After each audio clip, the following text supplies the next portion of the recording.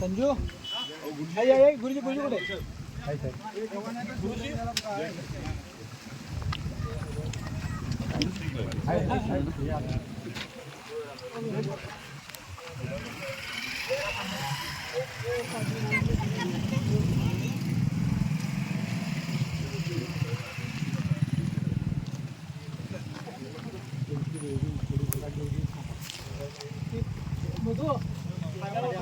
कुठे निर्माण झाले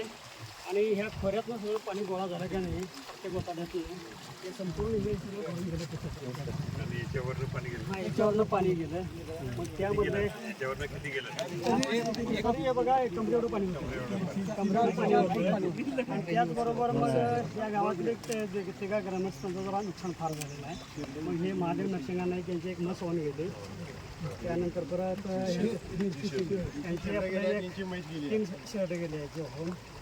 आणि त्या घराचं जरा नुकसान झालेलं आहे आणि या विहिरीमध्ये सगळं गाळ काढून ठेवलेलं होतं ते अन्नापान एक म्हणून आहे त्याच्या विहिरीमध्ये सगळं लाख 1.5 लाख रुपये गाळ काढला होता आणि परत जाऊन म्हैस सापडले काय गेली